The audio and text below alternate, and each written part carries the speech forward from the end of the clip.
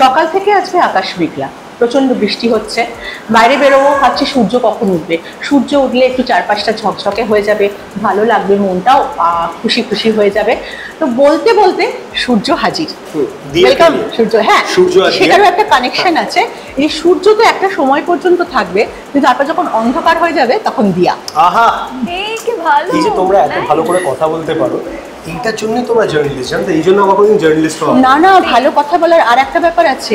এই যে সামনে তোমাকে দেখছি এত সুন্দর বিক্রম, আর দর্শনা এত সুন্দর, এরকম দিলে মনে অটোমেটিক কথা চলে আসে, জানো তো? সত্যি কোনো কথা আগে থেকে ভেবে রাখা নয়, কোনো প্রশ্ন আগে থেকে ভেবে রাখা নয়। আমি জানি বিক্রম আছে, দর্শনা আছে, আমার আড্ডাটা একদম জমে যাবে।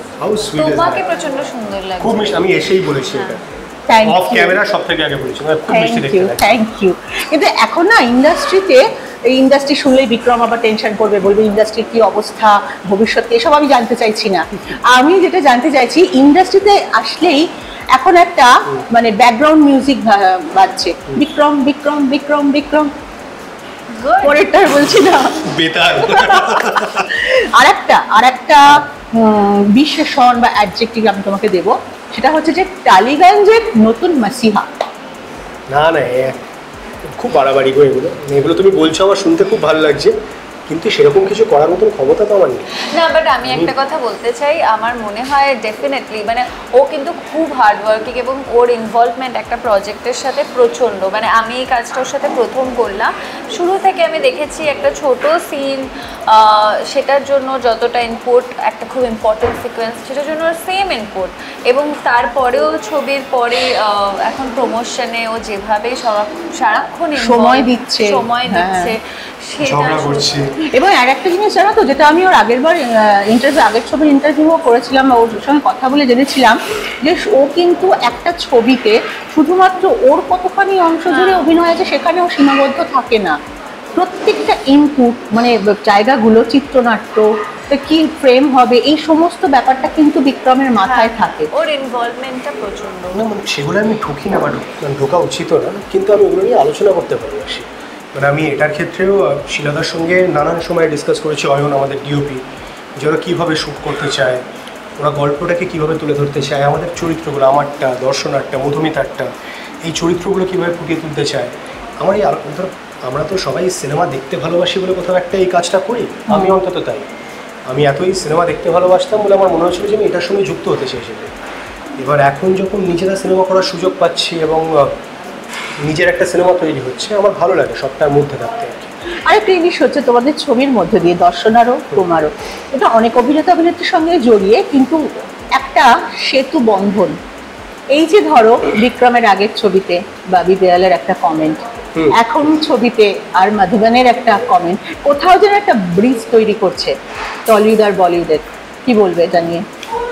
খুবই আনন্দের বিষয় আমাদের জন্য। অবভিয়াসলি আমরা ম্যাডি স্যারকে দেখে বড় হয়েছি, আর মাধবন এত বছরের একজন খুবই পপুলার অভিনেতা, এবং তিনি আমাদেরই সিনেমাটার, যেটা একটা তামিলের অ্যাডাপ্টেশন আছে, সেটার হিরো।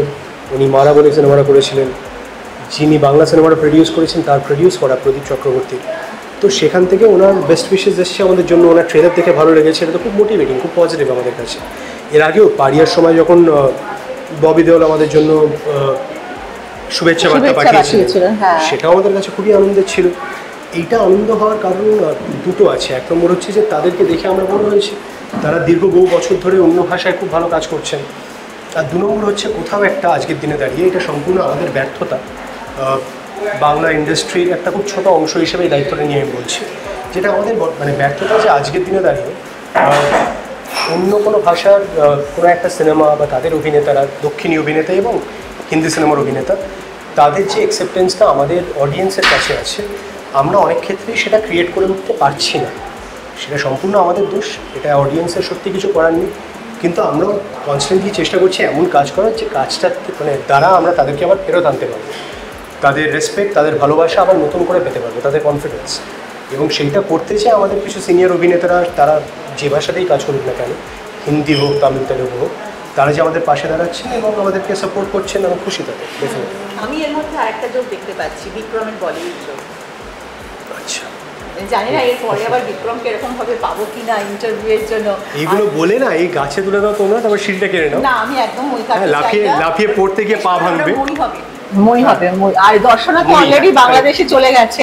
দর্শনা সমস্ত ল্যাঙ্গুয়েজে কাজ করে। হ্যাঁ একদম। দর্শনা সাউথে প্রচুর কাজ করে, আমি জানি। দর্শনা একটি খুব ইম্পর্টেন্ট বলিউড সিনেমায় কাজ করেছে, যার ডিরেক্টর আমার খুব পছন্দের ডিরেক্টর, অনুরাগ বাসু সিনেমা করেছে, যেটা এই বছরই হয়তো রিলিজ করার কথা হচ্ছে। তো ও তো অলরেডি খুব ভালো কাজ করছেই, চারিদিকে করছে ডেফিনেটলি। সো এই ইন্টারভিউটাকে কিন্তু আমি রেখে দেবো সুন্দর করে যত্ন করে, যখন তোমরা বলিউডে ফুল প্লেজে কাজ করবে। আমাকে সময় দেবে না, না শ্যামশ্রী আমার না এখন ব্যস্ত আছি, আমি ইন্টারভিউটা খুলে খুলে দেখবো। আমি বলছি যদি কোনোদিন সেরকম নাও হয়, যদি কোনোদিন আমি কোনো হিন্দি ছবিতে নাও কাজ করি, আমি তাতেও বলবো যে এই ইন্টারভিউগুলো তো আমাদের সবার পাবলিক ইন্টারঅ্যাকশন, এগুলো আমি খুব সযত্নে, এখন তো ইউটিউব আছে, এখন তো আর আমাদের কাছে রাখার ব্যাপার থাকে না, আমার কাছে এখনো খুব প্রিয় এগুলো। আমি এখনো বসে নিজের নানান সময় নানান ইন্টারভিউ দেখি নিজেই, কোনো কারণ নেই নিজেকে দেখার, কিন্তু আমার ভালো লাগে যে কী আলোচনা হয়েছিল, এই মানুষটার সঙ্গে কী আড্ডা মেরেছিলাম, সেগুলো দেখতে ভালো লাগে। এইবার ছবির প্রসঙ্গে আসি। এই যে ছবি সূর্য, এটা তো একটা অনুপ্রেরণা, কোনো ছবির অনুপ্রেরণায় তৈরি। যেমন আমি দর্শনের কাছে শুনলাম মারা যেমন আছে, তার আগে চার্লি আছে, তো দেবা আছে, হ্যাঁ দেবা আছে। আচ্ছা এবার যখন কোনো ছবির আধারে একটা ছবি তৈরি হয়, তখন কি তোমাদের প্রস্তুতিটা একটু আলাদা থাকে? যেমন মৌলিক গল্প নয়, আধারে তৈরি, সেই সময় কি প্রস্তুতিটা একটু অন্যরকম থাকে? আমার ক্ষেত্রে তো নয়, আমার ক্ষেত্রেও নয়, মানে একই রকম থাকে। ইনফ্যাক্ট আমি যেহেতু আগে দেখিনি, সেজন্য আর ছবিটা যখন আলটিমেটলি হচ্ছে জানি, আমি সাইন করলাম, আমি তারপরে আর দেখিনি ছবিটা। কারণ একটা ছবি দেখলে, কোনো একটা চরিত্র দেখলে আমার ওটা মাথায় একটা ইনফ্লুয়েন্স কাজ করে, যে সে যেভাবে করেছে সেইভাবে আমার ছবিটার একটা চোখ বন্ধ করলে ওইটা চোখে ভাসে। তো ওইভাবে আমি ওই জন্য ওটা আর দেখিনি ছবিটা। পরে ছবিটা করার পর আমি ট্রেলারগুলো দেখেছি, ছবিগুলো দেখা হয়নি। হ্যাঁ ও তো বললোই ওর আমি চার্লি দেখেছিলাম, যখন চার্লি রিলিজ করেছিল ঠিক তারপর। চার্লি আই থিঙ্ক রিলিজ করেছিল 2015-তে। তারপরে আমাদের প্রডিউসার প্রদীপ আঙ্কেল আর প্রতীক, ওরা দেবা বানায় মারাঠিতে 2017-এ বোধ হয়, আর তারপরে ওরা মারা বানায় 2019 বা 20-তে। আমার বাকিগুলো দেখা হয়নি, কিন্তু আমি চার্লি দেখেছিলাম, কারণ আমি নানান সময় নানান মালয়ালম সিনেমা দেখতে ভালোবাসি, সেইখান থেকে দেখা আমার খুব পছন্দ হয়েছে। বাট আমি তো তখন শুধুমাত্র দর্শক হিসেবে দেখেছিলাম, কারণ তখন তো আমার এরকম মানে যে কিছু ঘটবে জীবনে আমার তো জানা ছিল। আর যখন আমরা এটা নিয়ে আলোচনা করা শুরু করি, তখন আমাদের ডিরেক্টর শিলাদারও খুব ক্লিয়ার বার্তা ছিল যে আমি বাকি সবাইকেও বলছি, আমাদের ডিওপি অয়ন ওকেও বলেছি, তোকেও বলছি যে as a director of the film আমি চাই না যে তোরা কেউ সিনেমাটা দেখিস, বাকিটা তোদের হাতে। বাট আমার তরফ থেকে আমার ব্রিফ থাকবে যে আমি চরিত্রগুলো কীভাবে দেখছি, আমি সিনেমাটা কীভাবে বানাতে চাই। আর আমি চাইবো যেরকম একটা ইন্ডিপেন্ডেন্ট স্ক্রিপ্ট নিয়ে আমরা কাজ করলে যে জিনিসটা করতাম তোরা সেটাই কর। আই ফলোড এক্স্যাক্টলি দ্যাট, মানে আমি একদম যেটা উনি বলেছিলেন সেটা করারই চেষ্টা করেছি। ইনফ্যাক্ট আমি এর আগে একটা মালয়ালম ছবি রিমেক করেছিলাম হিন্দিতে, ডিবক এজরা, ওর সেম টিম সেম ডিরেক্টরই বানিয়েছিল। অ্যাকচুয়ালি সেই সময় আমাকে বলেছিল তুমি যদি না দেখে থাকো তুমি আর দেখো না, বিকজ আমি চাই না যে তোমার অলরেডি কোনো ইমেজ সেটার ভেতর থাকুক। তো আমি ভেবেছিলাম উনি আমাকে ফার্স্ট থিং বলবে যে তুমি দেখো ছবিটা, কিন্তু উনি আমাকে উল্টোটা বলেছেন। তাই জন্য সেক্ষেত্রে এইটা হওয়ার পরও আমি আর ওইটা দেখিনি। যে কোনো পরিচালকই না এইভাবে ভাবতে ভালোবাসবে, কারণ তারা কেউই চাইবে না যে আমার মধ্যে অভিনেতা হিসেবে তো কিছু স্ট্রেংথ কিছু উইকনেস আছে দর্শকের মধ্যে, এবার আমি তো অন্য কেউ যেটা করেছে হুবহু করতে পারবো না, একদম করা উচিত নয়, উচিত নয়, পারবো না। ধরো কথার কথা আমি একটু আগে বলছিলাম যে কভি হ্যাঁ কভি না আমার শাহরুখ খানের সব থেকে পছন্দের সিনেমা। আচ্ছা ইনফ্যাক্ট আমি এটা কাউকে বলিও নি, এখন বলা হয়নি। আমাকে যখন বলা হয়েছিল এই সিনেমাটার কথা, কভি হ্যাঁ কভি না শাহরুখ খানের সুনীল বলারের চরিত্র, সেটা was my reference point for creating Surya. আচ্ছা, কারণ ওই ছেলেটা এরকম ইজ ফুল অফ লাইফ, ও কিছু খারাপ করে ফেলতে পারে কিন্তু ইন্টেনশনটা কোনোদিন খারাপ না, ও আশেপাশে মানুষের খুবই ইনভলভ করে রাখে, আনন্দে রাখে। তো দিস ওয়াজ দ্য ক্যারেক্টার। তো সেটা আমার এই চরিত্রটা করার সময় একটা রেফারেন্স পয়েন্ট ছিল যে আমি ওই ক্যারেক্টারটাকে এতটা ভালোবেসেছি মানে এত বছর ধরে, যে আমি তার কাছাকাছি একটা চরিত্র পেয়েছি যখন আমি দেখিনি মেয়েরাই কীভাবে করতে পারি। কিন্তু আমি যদি ভাবতাম, আচ্ছা সরি ক্ষমা, কিন্তু আমি যদি ভাবতাম যে আমি ওইটার মতন করেই করবো, আমি তো পারতাম না, আমি তো শাহরুখ খান নই, আমি তো ওনাকে কপি করতে পারবো না। সেরকমভাবেই আমি আর মাধবনের মতন করতে পারতাম না, আমি অন্য কারোর মতনই করতে পারতাম না। আমি নিজের মতন করেই ফুটিয়ে তোলার চেষ্টা করেছি। তাতে আমার একার কন্ট্রিবিউশন নেই, তাতে আমার যদি 20% কন্ট্রিবিউশন হয়, বাকি 80% আমাদের ডিরেক্টরের সাহিত্য মৌলিক এবং টুম্পাদি মানে সুদীপ্তা চক্রবর্তী আমার ওয়ার্কশপ করিয়েছেন তা। আর আমি অভিনেতা হিসেবে খুবই নিম্নমানের বলে মনে করি নিজেকে, তাই আমার না, আমি অনেস্টলি বলি, ভীষণ humble। আমি একদম হাম্বল না, আমি এটা বিশ্বাস করি। আর আমি সেই জন্যই মনে করি যে আমার প্রিপারেশনটা খুব ইম্পর্টেন্ট। যে আমাকে যে কোনো সিনেমায় টুম্পা দিই, কোনো মানে সুদীপ্তা দিই, কোনো সিনেমায় অতনুদা নিজের সিনেমায়, বা তথা নিজের সিনেমায়, এই যে ওনারা প্রিপেয়ার করেন আমাদের সিনেমার সময়, শিলাদার ইনপুট বা শহরের উষ্ণতম দিনের সময় অরিত্র ইনপুট, এগুলো সব আমার কাছে খুব ইম্পর্টেন্ট। কারণ আমি তো জীবনে এইটুকু দেখেছি, আমি দক্ষিণ কলকাতায় জন্মগ্রহণ করা একজন ছেলে, আমার জীবনের বেশিরভাগটাই এই শহরের একটা অংশে কেটেছে, এবং আমি এইটুকুই দেখেছি আমার আশেপাশের মানুষও খুব সীমিত। তো আমাকে যদি অন্যরকম একটা চরিত্র করতে হয়, যে চরিত্রটাকে আমি রিয়েল লাইফে চিনি না, তাহলে তো আমাকে আরো কিছু মানুষের হেল্প নিতে হবে, এটা আমি বিশ্বাসী। আর আমারও তো অ্যাজ অ্যান অ্যাক্টর লিমিটেশন থাকবে, সেই লিমিটেশনগুলো যদি ভাঙতে হয়, সেটা আমাকে কাউকে একটা চোখে আঙুল দিয়ে দেখিয়ে দিতে হবে। তুমি ভাঙছো, তুমি নিয়মিত ভাঙছো, মানে এটা শুধু তাই নয়, তুমি এটাও দেখিয়ে দিয়েছো ইন্ডাস্ট্রিকে যে একেবারে অন্য রকম অন্য ধারার গল্পতেও কিভাবে ছা গায়ে হাম। না না, একেবারেই তা না, মানে আমার না দীর্ঘ 11-12 বছরের অপেক্ষা, যাতে মানুষ আমাকে, মানে আমাদের ইন্ডাস্ট্রির নানান ডিরেক্টর, নানান প্রডিউসার, তারা যাতে আমাকে সিনেমায় প্রধান চরিত্রে কাস্ট করে। আমি 2009 অভিনয় করা শুরু করেছি অ্যাকচুয়ালি, থিয়েটার করা শুরু করি 2010 টেলিভিশন, এবং সেখান থেকে 2022 পর্যন্ত আমার কাছে যে রেগুলার সিনেমা আসতো তা না। আমি একটা সিনেমা পেতাম, করতাম, তারপর 5 বছর আমার কাছে সিনেমা থাকতো না, 3 বছর থাকতো না, এরকম নানান সময় ঘটেছে। সুতরাং আমি যে জেনারেশনে বড় হয়েছি, আমরা বড় স্ক্রিনে হিরোদের দেখে ইন্সপায়ার্ড হয়ে বড় হয়েছি, এবং সেটা করার একটা প্রচণ্ড ইচ্ছে, খিদে সবটাই জমেছে। তো যখন সেগুলো পাওয়া শুরু করেছি, বোধহয় আমার মনে হয়েছে যে আমার তো নিজে 200% দিতে হবে, এরপরে যদি কেউ না দেয় সিনেমা, যদি একটাই সিনেমা থেকে যায় আমার কাছে, যেটা আমি দেখাতে পারবো ভবিষ্যতে, তো সেইখান থেকে আমার মনে হয়েছে যে আমার তরফ থেকে একটা এফোর্ট দেওয়া খুব প্রয়োজন, যাতে আমি নিজের ক্যারেক্টারটা ফুটিয়ে তুলতে পারি এবং আমার যা পারফর্ম করার ক্ষমতা তার থেকে বেটার পারফর্ম করতে পারি। একটা কথা বলো বিক্রম, এই যে একটা দীর্ঘ প্রতীক্ষার কথা তুমি বললে, তুমি তো একজন অভিনেতা, চাইবে সবসময় অভিনয়ে থাকতে, কিন্তু যখন তুমি অপেক্ষা করছো একটা ভালো চরিত্রের জন্য, কিংবা ভালো চরিত্র অন্যদের করতে দেখছো কিন্তু তোমার কাছে সেই চরিত্রটা আসছে না, এই সময়টাকে, স্প্যানটাকে কিভাবে ওভারকাম করতে? এটা আমাদের সবার ক্ষেত্রে সত্যি, আমরা যারা এমন যে কোনো কাজ করি যেখানে ফ্রিল্যান্স করতে হয়, সেখানে তো এখন যেটা করছি এর পরে কি আসবে বেশিরভাগ ক্ষেত্রে আমরা কেউ জানি না, 90% ক্ষেত্রে। ধরো আমি শেষ শ্যুট করেছি আগের বছর নভেম্বর, আমরা এই বছর জুলাইয়ে বসে আছি। তো আনফর্চুনেটলি আমি তারপরে এমন কোনো স্ক্রিপ্ট পাইনি যে স্ক্রিপ্টটা আমি সত্যি করতে চাই বা সামহাউ ওয়ার্ক করে, আচ্ছা, যে এইটা আমার সত্যি করতে ইচ্ছে হচ্ছে। That's bin almost 7-8 months, 9 months, 8-9 মাস যখন অপেক্ষা করে থাকি আমরা যে এরপরে আবার একটা ভালো কাজ আসবে, আমরা তাতে কাজ করব, তখন নিজেদেরকে প্রতি মুহূর্তে মোটিভেট করার একটা চ্যালেঞ্জ থাকে। সেই সময় আমাদের আশেপাশের লোক, আমাদের ফ্যামিলি, ধর সবটা তো ইম্পর্টেন্ট। তোর ক্ষেত্রে ধর তোর বাবা মা, সৌরভ, সবাই তো ইম্পর্টেন্ট, আমার ক্ষেত্রেও তাই। আমাদের পরিবারের মানুষ, আমাদের বন্ধুবান্ধব, তারা খুব হেল্প করে। আমার ক্ষেত্রে আমাদের ইন্ডাস্ট্রিতে কিছু বন্ধু আছে যাদের সঙ্গে আমি নানান সময় কাজ নিয়ে নানান আড্ডা মারি, আলোচনা করি, তারাও আমাকে খুব মোটিভেট করে রাখে ডেফিনেটলি। বাট এইটা কিন্তু জেনে এই কাজটা করতে চাও না যে এরকম বিরতি আসবে, 6 মাস 8 মাস কাজ থাকবে না, আমরা ওয়েট করবো ভালো স্ক্রিপ্টের জন্য। কারণ যা আসছে সবেতে যদি হ্যাঁ বলতে শুরু করি, তাহলে ধরো ভগবানের আশীর্বাদে আজকে যে কনভারসেশনটা তুমি করছো, যে বিক্রমের কাজের একটা মান তৈরি হচ্ছে, সেটা আমি ধরে রাখতে পারবো না। সেইখানে একদমই। আচ্ছা, এই যে ছবির কথাতে যদি আসি, তাহলে সূর্যকে জিজ্ঞেস করবো, দিয়া ঠিক কেমন? দিয়া কেমন এটা যদি বলে ফেলি না, তাহলে সিনেমার একটা খুব ইম্পর্টেন্ট একটা ট্রেলারে তো একটা ঝলক আমরা পেয়েছি। দিয়া খুব স্নিগ্ধ, দিয়া শান্ত, দর্শনার মতো। দিয়া স্নিগ্ধ, হ্যাঁ দর্শনার, কিন্তু ওইভাবে দর্শনাকে কিন্তু আমরা কোনোদিন দেখিনি।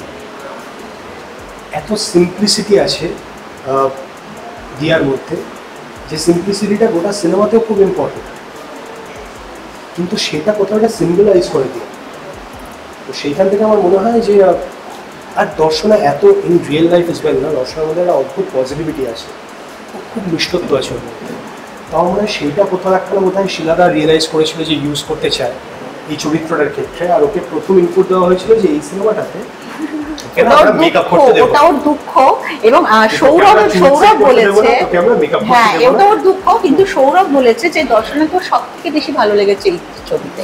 এটা না আমরা মানে আমাদের দেশের ছেলেরা একদম ছোটবেলা থেকেই যে মহিলা আমাদের জীবনের সব থেকে কাছের মহিলা হয়, মানে যাকে মনের ভিতরে যে আমাদের মনের সব থেকে কাছে, আমাদের মা হতে পারে, বোন হতে পারে, প্রেমিকা হতে পারে, স্ত্রী হতে পারে, তাদের না কাউকে আমাদের মেকআপ প্রচন্ড করে ভালো লাগে না। এটা আমার রিয়েলাইজেশন। খুব সাধারণ। আমার মা যখন ছোটবেলায় সেজে গুজে বিয়ে বাড়িতে যেত, আমি বলতাম যে না ভালো লাগছে না এটা, যে মা তো মা আবার এখন মেকআপ করে সেজে গুজে যাবে, মা খুব ইরিটেট হতো তাতে। আমি বড়বেলায় আমার কোনো বান্ধবীকেও বলেছি সেটা, যে আমার তোকে সব থেকে ভালো লাগে যখন তোর কোনো মেকআপ থাকে না। এইটার মানে I am not trying to be a male chauvinist, কিন্তু এই মেকআপ ছাড়া মানুষটাকেই তো আমি চিনি একদম।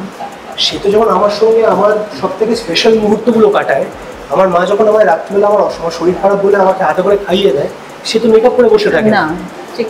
আমার কোনো বান্ধবী যে আমার সব থেকে কাছে, সে যখন আমাকে জড়িয়ে ধরেছে আমি কাঁদছি বলে, তখন তো সে মেকআপ করে ঘুরে বেড়াচ্ছিল না। তো আমার কাছে আমার সব থেকে স্পেশাল মুহূর্তগুলো তাদের সঙ্গে তখন, যখন তাদের সেই মানে রূপটা বা সেই মুখটা আমার মনে পড়ে। আর তারা যখন অনেকটা অন্যরকমভাবে সেজেগুজে আমার সামনে আসে, আমি বোধহয় ওই ভালোবাসার মানুষটাকে খুঁজে পাইনি অত মেকআপের মাঝখানে।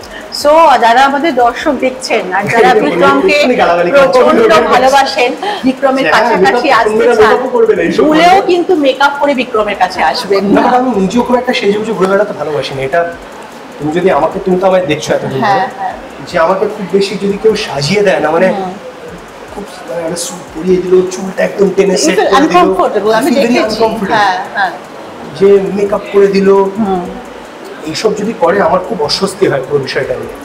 তো আমি এরকমভাবে থাকতে ভালোবাসি। আমি এমন মানুষ সত্যি আমার খুব ইজিলি কানেক্ট করতে ভালো লাগে, যাদেরকে আমি খুব নিজের মতন করে দেখতে পাই। তোমাকে হেল্প করে আমি তাহলে ওকে একটা কোয়েশ্চেন করে, তুমি কি কোনো মানে অ্যাক্ট্রেসকে ডেট করবে না কখনো? কারণ তারা তো most of the time makeup exactly, একদম। Thank you Darshana. এরকম না ডেট করবে না, জীবনে তো ওরকম কিছু ডিসাইড করে চলে যায়, মানে প্রেম বা ভালোবাসা, এটা তো আমরা আগে থেকে কিছু ভেবে রাখবো এবং সেইভাবেই ঘটবে, এটা বিশ্বাস করা আমাদের মূর্খামি। এটা তো হয় না।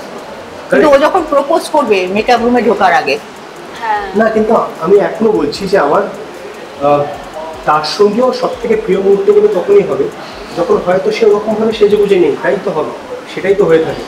তোরা সুন্দরের সব থেকে প্রিয় মুহূর্তগুলো কিন্তু তুই খুব সেজে গুজে থাকিস না, সেটা আমি জানি। ও সেজে গুজে থাকাকে দর্শনাকে সৌরভ পছন্দই করে না। এটা করতো তো সেই রূপটা সব থেকে বেশি পছন্দ। এটা না আমার বিশ্বাস যে এটা কোথাও একটা ভারতবর্ষের বেশিরভাগ ছেলেদের ক্ষেত্রে সত্যি, যে আমরা আমাদের সব থেকে পছন্দের যারা নারী, তাদেরকে আমরা খুব সিম্পলভাবে দেখতে ভালোবাসি। তাদের সব থেকে সিম্পল সাজসজ্জাটাই আমাদের বেশি ক্যাজুয়ালে দেখতে পছন্দ করি। সেটা কি তোমার ক্ষেত্রে প্রযোজ্য? মানে দর্শনা, তুমিও কি এরকম তোমার প্রিয়জন কাছের মানুষকে এত ক্যাজুয়াল এত সিম্পল দেখতে পছন্দ করো? তোয়ালে পরে বসে রয়েছে, কিংবা ধরো ক্যাজুয়াল মানে তো তোয়ালে পরে বসে রয়েছে, বাড়িতে থাকলে এবার শর্টস পরে বসে রয়েছে, কিংবা ধর তোর যদি এমন, ধর তোর ক্ষেত্রে যদি এমন কারোর সঙ্গে তোর বিয়ে হতো যে বাড়ি থেকে বেরোনোর সময় একদম চুল নিখুঁত হবে, সেট করা থাকবে, চিরুনি থাকবে পকেটে, মাঝে মাঝে আছড়ে নেবে, বেরোবে মাঝে মধ্যে, একদমই পছন্দ করতাম। হ্যাঁ, ওই সিম্পল ওটাই পছন্দ। কারণ সেম হয়তো বলতে গেলে বাবা দাদাকে ওরকম ভাবেই দেখেছি যে খুব সিম্পল, ওটাই অ্যাট্রাক্ট করে। সৌরভ একটু ক্যাজুয়ালি থাকে মনে হয়, আমি দেখেছি। যেভাবে আমার অ্যাকচুয়ালি যাকে একবার আমার ভালো লেগে যায় তাকে আমার সবই ভালো লাগে, তো যেরকম ভাবেই থাকবে ভালো লাগে। এবার দর্শনের কাছে আসবে, দিয়ার চোখে সূর্য কেমন? সূর্য প্রচণ্ড ভাইব্রেন্ট, খুব এনার্জেটিক, খুব পজিটিভ, খুব সেলফলেস। ও হচ্ছে সূর্য হচ্ছে ওরকম, ও যদি কাউকে ভালোবাসে ও সেলফলেসলি ভালোবাসে, তার জন্য নিজেকে উজাড় করে দিতে পারবে, তার জন্য সব করবে। এবং যদি ভালো নাও বাসে, মানে র্যান্ডম কারোর জন্য ও অনেক কিছু করে ফেলতে পারে। সূর্যের মধ্যে নিজেকে খুঁজে পেলে? না, অত মহান আমি এখনো হয়ে উঠতে পারি। আর সূর্যের মধ্যে নিজেকে খুঁজে পাইনি, নিজের জীবনের অনেকগুলো মানুষের মধ্যে সূর্যকে খুঁজে পেয়েছি। তার মানে ধরো এই ছবিতে যে যে আমরা সার্কামস্টেন্স গুলো দেখবো, কোথাও কোথাও তোমার রিয়েল লাইফের সঙ্গে সেখানে মিল আছে? সবার লাইফের সঙ্গে মিল আছে। আচ্ছা। আমরা তো সবাই নিজেদের জীবনে এমন অনেক মানুষের দ্বারা ঘিরে আছি যারা সবাই আমাদের জীবনে সূর্য হয়ে উঠেছে। তাদের দ্বারা আমাদের জীবনে পজিটিভিটি আসে, আনন্দ আসে, কিছু ভালো মুহূর্ত আসে, তারা আমাদের ভালো রাখে। তো সূর্য ঠিক সেটাই করার চেষ্টা করে, কিন্তু সূর্য সেটা আরো অনেক মানুষের জীবনে করার চেষ্টা করে। আমার ক্ষেত্রে আমি হয়তো সেটা করে উঠতে পারি না বলে আমার জীবনে অনেক মানুষ সেটা আমার জন্য করে। ট্রেলারে আমি একটা তোমার লুক দেখেছি, সূর্যকে যখন দেখেছি খুব সাদা সিধে সকলের সঙ্গে মিশছে, সমানভাবে করছে, কিন্তু তোমার ওই জলের মধ্যে অবগাহন এবং তার সঙ্গে ধোয়া ওড়ানো, এটা কিন্তু একদম অন্যরকম। হ্যাঁ, এই ব্যাপারটা মানে সূর্যর কি তাহলে সাধারণের কাছে সূর্য খুব প্রিয়, কিন্তু কোথাও কি ওর একটা সোয়াগ বা কিছু আছে? সূর্যর তো ধরো অনেকগুলো রশ্মি আছে। তো আমাদের ডিরেক্টর যেরকমভাবে প্ল্যান করেছিলেন শিলাদা, যে সূর্যর নানান শেপ থাকবে, 7টা আলাদা রং থাকতে পারে, তার মধ্যে ক্রোধ ভাবও থাকবে, তার মধ্যে ভালোবাসাও থাকবে, স্নেহ থাকবে, এমপ্যাথি থাকবে, এই সবটা থাকবে, সোয়াগও থাকবে। তো সেইভাবেই উনি প্ল্যান করেছিলেন, আমরা সেইভাবেই ফুটিয়ে তোলার চেষ্টা করেছি। বাট এটা খুব সত্যি যে কোনো মানুষ তো কালো বা সাদা হয় না, প্রত্যেকটা মানুষের মধ্যে নানান শেড, 7টা রং থাকে। তো সূর্যের মধ্যেও সূর্য যতই ভালো হোক না কেন, ওর মধ্যে এরকম অদ্ভুত অদ্ভুত শেড আছে যেগুলো হঠাৎ করে দেখলে মানুষ ভাববে যে তো গন্ডগোলের লোকটা তো ভালো নেই, কিন্তু তার পরের মুহূর্তেই হয়তো এমন কিছু করে দিয়ে যাবে যেটা আবার তোমার মুখে একটা হাসি নেবে। সেটাই সূর্য স্পেশালিটি, বা সেটা আমাদের সিনেমাটারও স্পেশালিটি বলে আমার মনে হয়।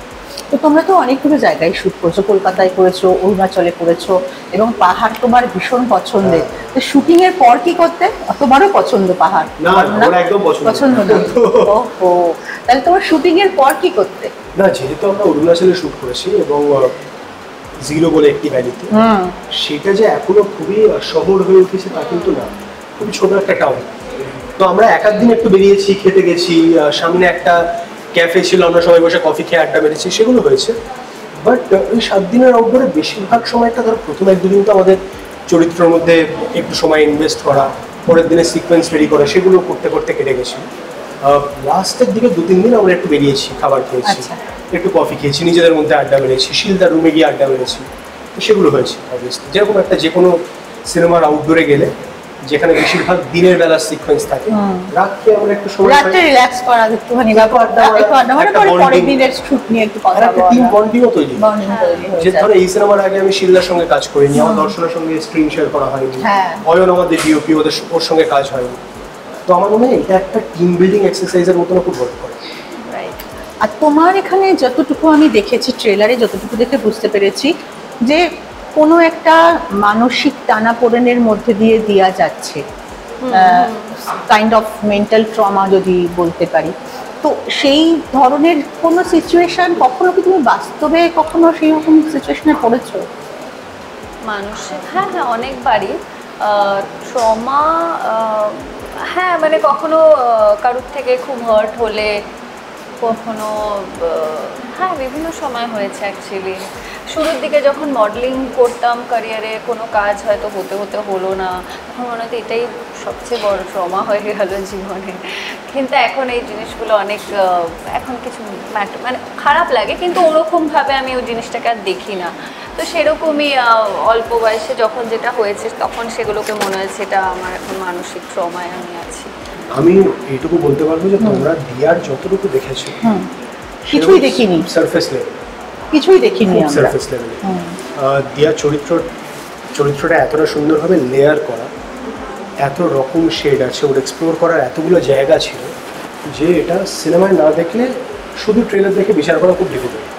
আর খুব অনেস্টলি বললাম, কিছু সিকোয়েন্স খুব ইন্টারেস্টিংলি শুট করা হয়েছে আমার চরিত্রে, মানে কিছু পুরো সিনেমাটাই খুব ইন্টারেস্টিংলি শুট করা হয়েছে। আজকে দিলো ভেরি ক্লেভার, ভেরি ক্লেভার, সত্যি মানে ভেরি অনেস্টলি। আর it has been shot or it has been executed অন্যান্য বাংলা সিনেমার থেকে একেবারে অন্যভাবে ট্রিট করা হয়েছে সিনেমাটাকে বলে আমার বিশ্বাস। কারণ বাংলা সিনেমার ক্ষেত্রে না, আমাদের এখানকার পড়াশোনা, চিন্তাধারা, আমরা যেরকমভাবে নিজেদের জীবনটাকে দেখি, তাতে একটা সিরিয়াস সাবজেক্ট যদি হয়, সূর্য সাবজেক্টটা কিন্তু খুব serious. Surya speaks about positivity in life, Surya speaks about hope, কালকের দিনটা আরও ভালো হবে, গিভ আপ করা যাবে না। যতই ডিপ্রেশন হোক না কেন, এইগুলো তো সূর্য, এটা সিনেমাটা এগুলো নিয়ে কথা বলে। তো এইরকমই যদি একটা সোল বা এইরকমই যদি একটা মেসেজ সাধারণত কোনো বাংলা সিনেমায় দেওয়ার চেষ্টা করতো সমাজকে, না বাংলা সিনেমায় এটা যদি দেওয়ার চেষ্টা করতো অন্য যে কোনো রাইটার বা ডিরেক্টর, তারা কিন্তু খুব গম্ভীর একটা সিনেমা বানাতো। আচ্ছা, কিন্তু সেটা সেখানে হয়নি। সেটা তো একেবারে সূর্যর ক্ষেত্রে না। Surya is a very light hearted film. আমি তোমায় বলছি, তুমি সূর্য দেখার সময় বেশিরভাগ সিনেমাটা জুড়ে তোমার মুখে একটা হালকা স্মাইল থাকবে। আচ্ছা, তুমি সিনেমাটা দেখে বেরিয়ে ওই একটা স্মাইল নিয়েই বেরোবে। তো the whole film has a very feel good factor to it. আমাকে কিছুক্ষণ আগে একজন জিজ্ঞেস করলেন যে সূর্যকে তুমি কি বলবে, আর্ট ফিল্ম না কমার্শিয়াল ফিল্ম? আমি বললাম যে কমার্শিয়াল ফিল্ম বলতে আমি সেই ফিল্মকে বুঝি যেটা অ্যাডাল্ট নয়, যেটা আর্ট থেকে আসে সবাই দেখতে পাবে এবং সমাজের বিভিন্ন স্তরের মানুষ দেখবেও এবং বুঝতেও পারবে, এনজয় করবে। আরও যদি ধরি যে গান আছে কিনা, যে গানে নাচা যাবে, তো সূর্যতে সবই আছে। তাহলে সূর্য কমার্শিয়াল, সব ছবি কিন্তু কমার্শিয়াল। ছবি মানেই তো ব্যবসা করতে আসছে, ব্যবসার দিকটা তাকে দেখতেই হবে। আর ওয়াই নট, আমরা কেন এগিয়ে দেবো যে এটা বাণিজ্যিক ছবি, এটা বানিয়ে। হ্যাঁ, যদি মানে গোলা বাংলায় বলা যায় তাহলে সূর্য কমার্শিয়াল। এটা একটা বোধহয় দ্বন্দ্ব তৈরি হয়ে গেছে না? আমার কাছে এটার একটা খুব অদ্ভুত ক্ল্যারিটি আছে। আচ্ছা, যে আর্ট ফিল্ম এবং কমার্শিয়াল ফিল্ম যেটা তুমি বললে সেটাই করে, এই দুটোই মানে এই আলাদা করে কোনো এক্সিস্টেন্স নেই এদের। যে কোনো cinema is a form of art. হ্যাঁ, আর যে কোনো সিনেমা বানাতে অনেকটা অর্থ লাগে এবং সেই চাইবে অর্থটা তবেই সেই প্রোডিউসার একটা সিনেমা বানাবে। একদম। So every film is a piece of art and every film is commercial. Art film commercial film বলে কিছু নেই। হ্যাঁ, প্রত্যেকটা সিনেমার অডিয়েন্স আলাদা হতে পারে। আমরা কিরকম গল্প বলতে চাইছি, তার ট্রিটমেন্ট কিরকম, তার উপর বেস করে তার অডিয়েন্স কিরকম হতে পারে, সেটার একটা ডিফারেন্স তৈরি হবে। কিছু সিনেমা একেবারে মাস সিনেমা গিয়ে আমাকে আর কিছু ভাবতে হচ্ছে না, আমি ছবিটা দেখলাম, এনজয় করলাম, চলে এলাম। কিছু কিছু ছবি হয় যেগুলো দেখার পর আমাদের একটু ভাবতে হয়, একটু সময় নিয়ে ভাবতে হয়। এইভাবে আমরা ক্যাটাগরাইজ করতে পারি, কিন্তু বাণিজ্যিক নয়, অন্য ধারা বলে বোঝায়। এই ক্ষেত্রে সূর্যর ক্ষেত্রে এই দুটো জিনিসটা অদ্ভুত মিশ্রণ হয়তো শিলাদা করতে চেয়েছিল বলে আমরা করতে পেরেছি। যে এই সিনেমাটা মানুষ দেখার সময় এন্টারটেইনডি ফিল করবে, তারা যেটা বললাম যে পুরো সিনেমাটা জুড়ে একটা খুব ফিল গুড ফ্যাক্টর আছে, অ্যাট দ্য সেম টাইম একটা অদ্ভুত মেসেজ আছে যেটা আমাদের আজকের দিনের জীবনে খুব ইম্পর্টেন্ট। জীবনে যতই রেশটা থেকে যাবে মানুষের মধ্যে, আশা তো তাই করি আমি। হ্যাঁ, সূর্য তো ডোবে মানে অস্ত যায়, উদয় হবে বলে, সূর্য কখনো হতে পারে না। বিক্রম, একটা কথা বলো, এখানে সূর্য অনেক কাজ করেছে, অনেক ভালো কাজ করেছে, মানুষের পাশে দাঁড়িয়েছে। বাস্তবে কি তুমি এরকম কোনো কারোর পাশে দাঁড়ানো বা কাউকে তার অসময় বা দুঃসময় হেল্প করার সুযোগ পেয়েছো? সুযোগ অনেক সময় পেয়েছি, অবভিয়াসলি। করতে পেরেছো কি? কিছু ক্ষেত্রে করতে পেরেছি, কিছু ক্ষেত্রে পারিনি। অবস্ট্রাকশন ছিল? না, অবস্ট্রাকশন না, হয়তো আমার নিজেরই সেই মুহূর্তে হয়তো সেইভাবে হেল্প করার মতন ক্ষমতা ছিল না বা সুযোগ হয়ে ওঠেনি। নানান জিনিস তো, আমরা মানুষ, আমাদের সবটা ভালো বা মন্দ দিয়ে বিচার করা সম্ভব না। কিছু জিনিসপত্র সিচুয়েশনাল হয়। বাট হ্যাঁ, মানে আমার মনে হয় যে যতদিন আমাদের ইন্টেনশন এইটুকু হবে যে আমরা মানুষের খারাপ করতে চাই, আমাদের আশেপাশের মানুষ বা যে কোনো প্রাণীর আমরা ভালোটাই চাই, সেইটা probably is good enough to live. সেইটা মাথায় রেখে যদি আমরা বেঁচে থাকতে পারি, তাহলে কিন্তু আমরা আমাদের তরফ থেকে যা করা সম্ভব করছি। একদম একদম। এখানে যেমন দিয়া আছে তোমার সঙ্গে, আর একদিকে উমাও আছে। তো উমাকে যতটুকু দেখে মনে হলো খুব ইন্ডিপেন্ডেন্ট একজন মেয়ে, সে নিজের মতো করে চলে বা খুব স্মার্ট, ঝকঝকে, আধুনিকা, আরবান কালচারে অভ্যস্ত একজন মেয়ে, সেজে গুজে থাকে সবসময়। আর দিয়া একেবারে উল্টো, টিমেট থাকে এবং সাজগোজ একদমই করে না। তো স্পয়লার ভাববেন না, তোমরাও ভেবো না। তো এটা তো পাল্লাটা ভারী বোধহয় দিয়ার দিকে। না না, মানে একদমই না। ইনফ্যাক্ট আমাকে তুমি যদি জিজ্ঞেস করো তাহলে কিন্তু তোমার পার্সোনাল চয়েস হিসেবে বলছি। ও আচ্ছা আচ্ছা, নো মেকআপ লুক কিচ্ছু থাকবে না। বাট আমি তোমায় বলছি, সিনেমার ক্ষেত্রে মধুমিতার যে চরিত্রটা উমা, সেটা কিন্তু আমাদের সিনেমার ব্যাকবোন। আচ্ছা, মানে উমার চোখ দিয়ে আমরা এই গোটা জার্নিটাকে দেখি। যদি সূর্য সিনেমাটা যদি আমরা একটা জার্নির মতন করে ট্রিট করি, দুটো তিনখানা খুব ইম্পর্টেন্ট চরিত্র, আরও আনুষঙ্গিক অনেক চরিত্র যেখানে ইনভলভ, সেখানে কিন্তু গোটা জার্নিটা অডিয়েন্স দেখবে উমার চোখ দিয়ে। তো সেইভাবে দেখতে গেলে উমা আমাদের সিনেমার ব্যাকবোন একদম। মানে আজকে এই অনুষ্ঠানে বা এই আড্ডায় ওকে না পেতে পেরে আমাদেরই খারাপ লাগছে। ও থাকলে আমরা আরো অনেক বেশি ইন্টারেস্টিং আড্ডা মারতে পারতাম। তো ওয়ান লাইনার যদি বলি, তো দর্শনার জন্য তোমার ওয়ান লাইনার? দর্শনার জন্য না দিয়ার জন্য? না, দর্শনার জন্য। দর্শনার মধ্যে কি দেখলে? আমার কি দেখলে? আমার দর্শনাকে খুব খুব মিষ্টি বলে মনে হয়। She is a beautiful soul. আমার মানে এটা আমি বানিয়ে বলছি না, ক্যামেরা অন বলে বলছি না, আমার খুব মিষ্টি বলে মনে হয়। আর কাজ করার ক্ষেত্রে যেহেতু আমি ওর সঙ্গে কাজই করেছি, তো কাজ করার ক্ষেত্রে she is very hassle free. ওকে নিয়ে প্রডিউসারের ডিরেক্টরের কোনো প্রবলেম কোথাও হওয়ার কথা না। She is very easy to work with. আর বিক্রমের জন্য প্রচন্ড হ্যাসেল আমাকে নিয়ে কাজ করে। না না, খুব হার্ডওয়ার্কিং, খুব ইনভলভ, খুব সিরিয়াস। নিজের কাজের প্রতি মানে খুব ডেডিকেশন, যেটা পরেও সেই মুহূর্তে সবটা দিয়ে সেটা করে। ইভেন প্রমোশনেও যখন ও করছে খুব মন দিয়ে করছে। এটা কাজের দিক। আর পার্সোনালিও খুবই ভালো, খুব সুইট। সব 19 ভালো তারিখ, করেছে, কিছু খারাপ বলেনি। খারাপ বলবেও না। 19 তারিখ মুক্তি পাচ্ছে সূর্য। কারেক্ট, 19th জুলাই আমাদের সিনেমা সূর্য রিলিজ করছে আপনাদের সবার কাছে এবং দূরের সিনেমা হলে। প্লিজ একটু সময় বের করে আসুন, সিনেমা হলে দেখুন। আপনারা যারা ট্রেলার দেখেছেন তারা জানবেন যে এই সিনেমাটা যেভাবে শ্যুট করেছে তাতে বড় পর্দা দেখার আলাদা মজা আছে। দেখে সবাইকে জানাবেন কেমন লাগলো। আমরা জানি যে আজকের দিনে বাংলা সিনেমার ক্ষেত্রে আপনাদের ওয়ার্ড অফ মাউথ, মানে অডিয়েন্সের ওয়ার্ড অফ মাউথই সব থেকে বেশি ইম্পর্টেন্ট। তাই আপনারা দেখে কি বলবেন তার উপর বেস করে আমরা সিনেমাটা আরও অনেক দিন চালাতে পারবো, আর অনেক মানুষের কাছে পৌঁছে যেতে পারবো। ডিটো। আর যারা এখন খুব মিষ্টি। যারা এখনো ট্রেলার বা গানগুলো শোনেনি, প্লিজ শুনে নিন। কেমন আছিস বল বলে একটা গান রিলিজ করেছে, শিলাজিৎ দা গেয়েছে, আমার হেভি লেগেছে। আর দাদুরা খুব এন্টারটেইন করেছে, প্লিজ দেখবেন।